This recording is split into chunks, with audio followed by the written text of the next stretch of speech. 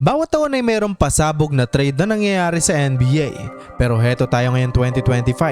May tumagundong ang mundo ng basketball matapos mangyari ang trade nila Anthony Davis at Luka Doncic. Parehas na untouchable kasi na maituturing ang dalawang player na ito.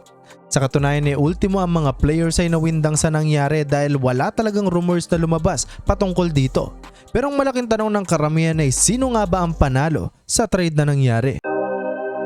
Well, ito ay depende sa inyong pananaw kung short term or long term ba ang mga repa.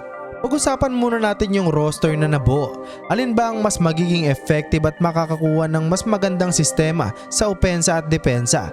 Sa ganong aspeto, panalo ang Dallas Mavericks sa short term mga repa. Kita naman natin na rim protector at maaasahan mo din talaga sa opensa si Anthony Davis. Sa katunayan pang 11 siya sa points per game ngayong season, nearly 26 points per game. Nakuha niya na din ang kanyang gustong role na maging 4 sa lineup. Yun nga lang ay hindi na sa Lakers kundi sa Dallas Mavericks. Dalawang athletic kasi na sentro na ang nasa Mavs mga repa. Andyan sila Gafford at Derek Lively. Dagdag mo pa na nandyan din ang sharpshooter nilang si Klay Thompson. At meron din silang Kyrie Irving na magaling magdala ng bola. At dahil sa pagkawala ni Luka ay wala nang kaagaw pa siya sa pagmamando sa opensa. Kumpleto sa recados talaga mga repa. Lumakas sila mula point guard hanggang sentro. At ngayon ay meron pa silang mas balancing starting five at malalim din ang kanilang bench. Solid supporting cast para kay AD at Kyrie Irving. Sa katunayan malaki talaga ang tsansa nilang maging contender sa Western Conference dahil sa kanilang lineup. Well, maraming lumalabas na balita na isa din sa rason kung bakit na-trade si Luka ay dahil sa kanyang health. Ang huling laro pa kasi niya ay noong December pa. Magdadalawang buwan na din kung ating bibilangin. Dagdag mo pa na kino-question din nila yung way ng conditioning ni Luka at ayon sa kanila ay nakakapagpatas daw ito ng risk ng injury sa kanya. Pero kung tutuusin mga repa, kung questionable para sa kanila ang kalusugan at conditioning ni Luka, injury prone din naman si Anthony Davis, di ba? Nangangahulugan lamang na pinili talaga nilang pakawalan si Luka upang makumpleto ang tingin nilang magpapatibay ng depensa sa kanila. Since sinabi na din ng GM ng Mavs na naniniwala siya na ang depensa ang magbibigay ng kampinato sa kupunan.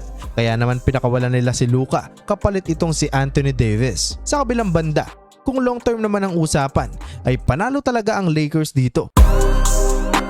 Siyang tunay na lumapit ang grasya sa LA. Ang Mavs kasi ang nag-offer sa trade na naganap. Sa katunayan ayon sa report ay ultimo ang general manager ng Lakers ay akala na nagbibiro lamang ang Dallas sa offer. Alam naman natin masakit man sa mga LBJ fans pero malapit na talagang magretiro si LeBron James.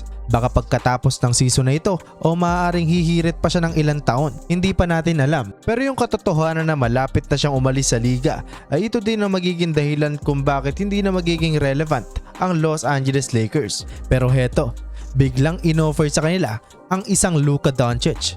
Paldo talaga ang Lakers dito mga repa. 25 years old pa lang si Luka pero kita nyo naman ang kanyang ipinakita sa maigsing panahon. Dahil sa kanyang pangunguna ay nabuhat niya ang Dallas Mavericks papunta sa NBA Finals.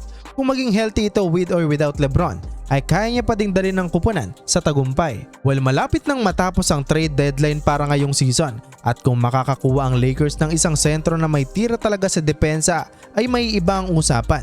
Ang kailangan kasi talaga ng Lakers ngayon ay isang player na kayang mapunan ng gap ng kailang depensa. Siguradong makakakita ka ng resulta kung magkataon. Business wise din mga repa ay marami ding maipapasok na pera si Luka mula tickets, jersey sales at marami pang iba. Well, parehas may pros and cons sa trade na nangyari. Parehas lang nag-take ng risk ang bawat kupunan pero yung resulta ay matitignan pa natin. Wala kasing tulak kabigin sa dalawang player na ito, hands down talaga. Si AD ay meron ng napatunayan dahil nakapagkampiyon na ito. Si Luka naman ay kumbaga sa baril ay napakarami pa nitong balang pwedeng pakawalan. Well, kayo mga repa, anong masasabi nyo sa trade na naganap?